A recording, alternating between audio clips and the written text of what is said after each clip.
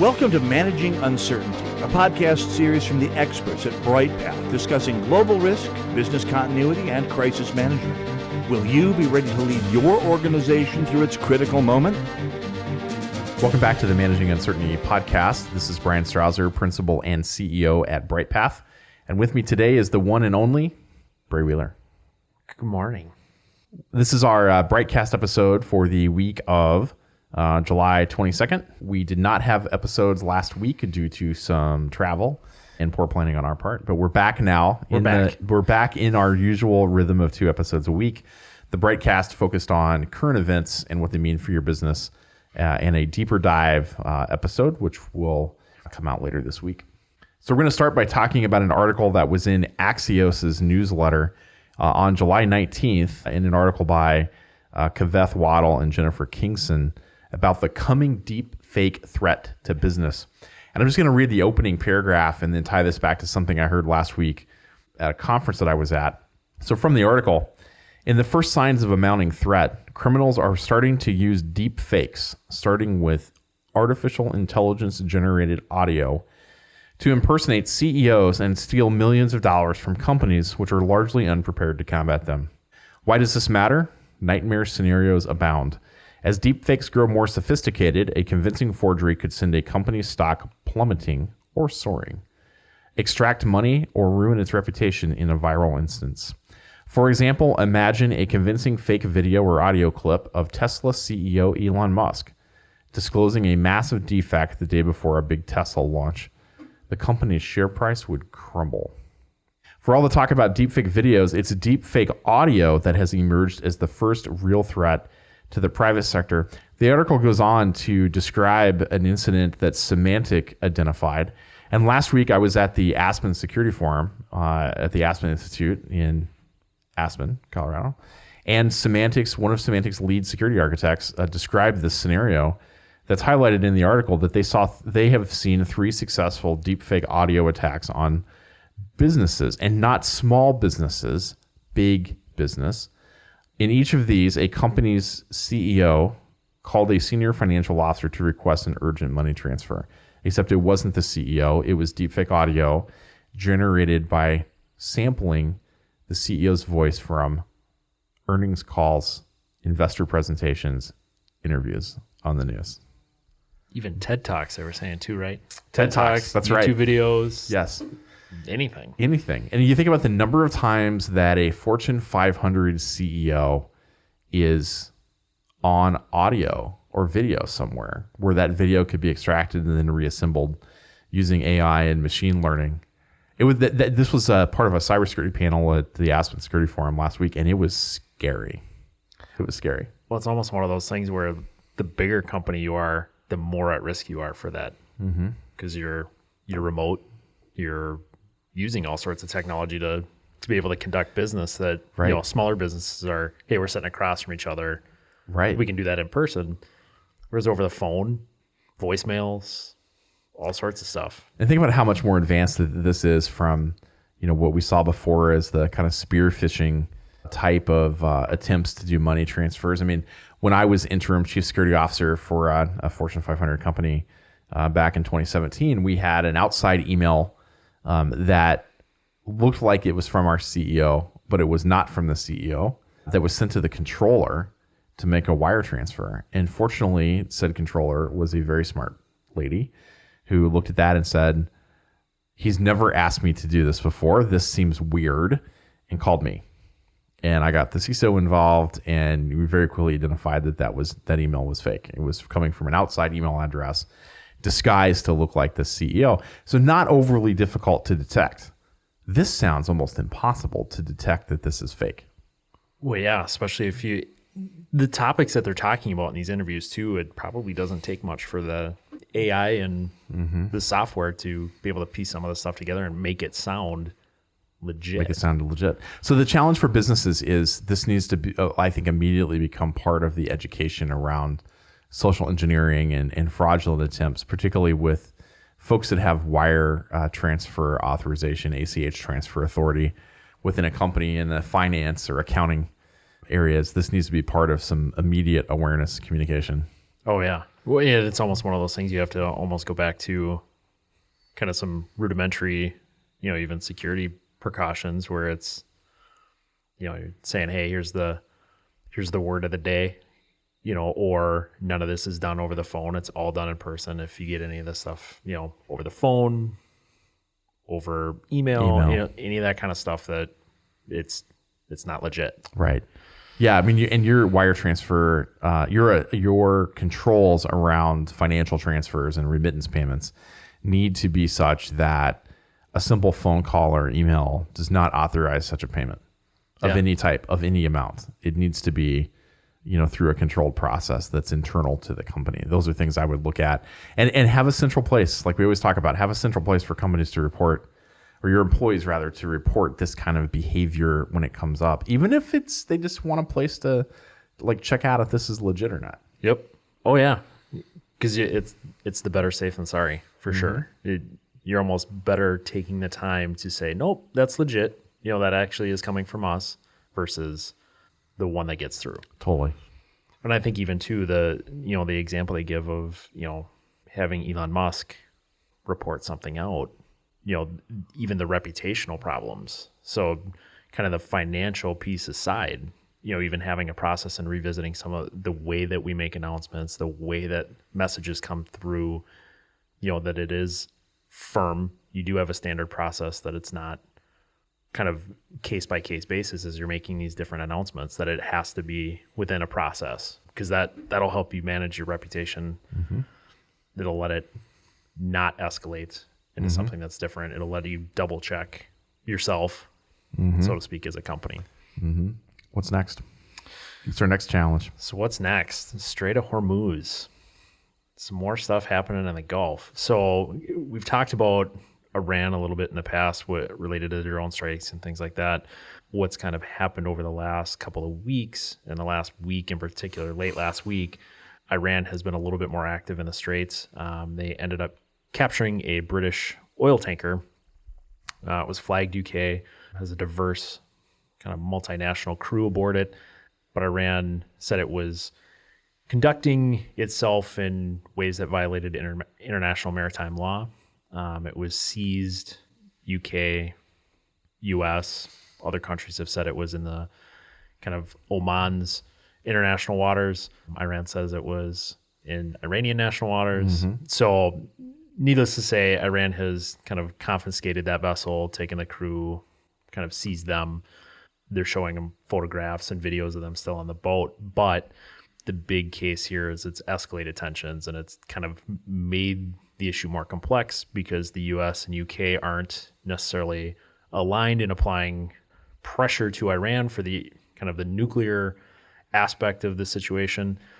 This is more international trade route, so there's a little bit of who's helping who and when are we going to help each other and who's going to get involved. So it's made it a little bit more complicated, but there's reports of 6 to 10 more kind of oil tankers, British UK flagged oil tankers, still stuck in the Strait of Hormuz. They can't move them.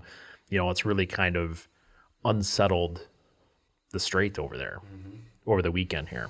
There's a number of foreign policy issues I think that this raises that play into how companies should be processing this.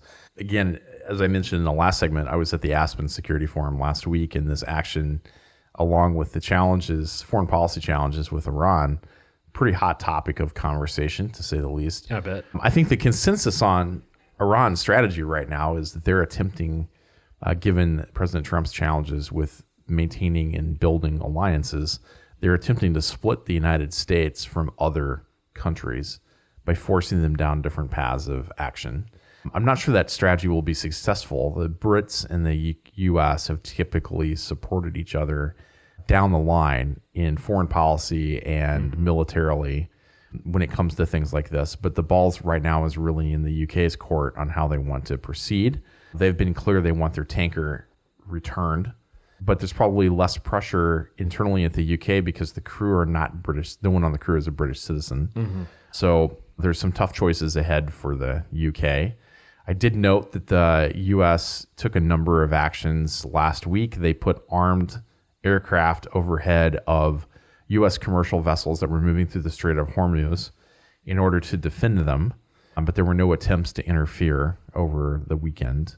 We're also apparently deploying up to 10,000 Air Force, Navy, Army to Saudi at the invitation of the Saudi king. That gives us a significant increase in air coverage and maritime surveillance capability. And we're moving a carrier from outside of the Persian Gulf into the Persian Gulf. And of course, that's 75 square yards, or 0.75 square miles of sovereign U.S. territory with a propeller and an air wing, a big air wing. Big air wing. So there's a lot of capability. I think we're moving there to have more options. The challenge for businesses, I think, is what we've been talking about, which is this is the current kind of conflict hotspot. So if you operate in the Gulf, you're dependent upon Gulf shipping, or you have travelers or others in the UAE, Saudi, Kuwait, Qatar, countries that are U.S. allies that are safe to operate in, there's a higher potential conflict, military conflict in the area than before. All that said, I don't think Iran is looking for a war. This is a power play. Yeah. This is them kind of exerting themselves. And I think everybody kind of defaults to, and obviously so kind of the oil prices, oil stockpiles, things like that. So if your companies are dependent on the oil that's coming out of that area, that's certainly something to consider and kind of have some more conversation about, because this will likely kind of tit for tat, kind of seizing of different tankers and disrupting and all this kind of stuff. It hasn't gone away in a couple months, that this is probably going to continue. Now, if you're reliant on probably more U.S. based or, South American or something like that, then you're in a little bit better shape. But yeah, this is definitely an Iranian kind of power play on a bunch of different fronts in terms of different policies and topics. So yeah, it'll be interesting to see where this progresses given the next topic we're going to talk about, because I think the British course of action will depend upon what starts to happen beginning tomorrow. And that is when Queen Elizabeth will invite the winner of the Conservative Party's leadership election, former Foreign Secretary Boris Johnson, to be the next prime minister and to form a new government in her name. And she will have that audience tomorrow morning, London time, with Boris. Boris was the winner of the Conservative Party's leadership election, which was conducted via mail over the last 3 weeks, I believe it was. Yep. He and the finalist, who I don't recall who that was. Johnson will have about 90 days to figure out an acceptable Brexit plan and get that plan through Parliament, or the EU is just going to throw the UK out, is my understanding of the table stakes here right now. And I think that is a good possibility the EU is not going to renegotiate because of Boris Johnson's positions on the issues and what he's been the champion of this whole plan, that, if he takes any kind of a hard line or, can't negotiate, the EU is just, they're done. I think if somebody else was in this office, there may be more of a conversation. There probably won't be right now. Johnson, for those of you that don't follow UK politics, is a populist. He's definitely more along the lines of President Trump's style in terms of action and, perhaps lack of organization at times as he goes through that. This is going to definitely change the UK cabinet. The Chancellor of the Exchequer, the number 2 official in the cabinet, has said he will resign. And I imagine there'll be he gets to pick he'll get to pick a new cabinet if he chooses to do so. Clearly, the Chancellor has said he's not staying on. Yep. So we're going to see some pretty major ministerial changes. But there's really 2 immediate crises facing Johnson as PM tomorrow morning.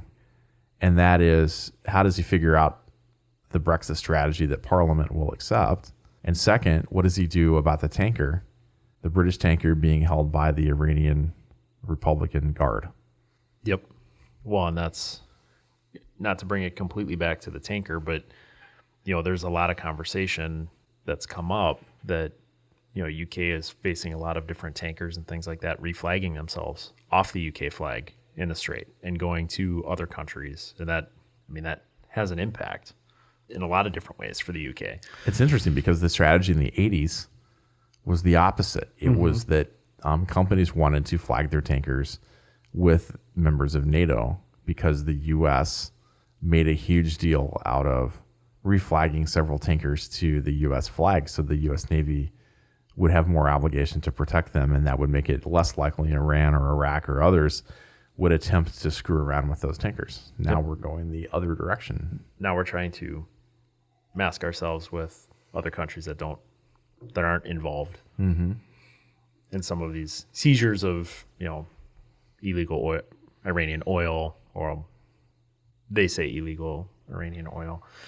And I think even long term, and one of the pieces that the New York Times called out too is that part of this Brexit plan, especially with the EU, is that Ireland issue, and kind of being a populist, the Northern Ireland and Irish border. He's not a huge fan of keeping goods free flowing up there, and that's really been one of kind of the major pillars of peace in that area, and that's the relatively open border.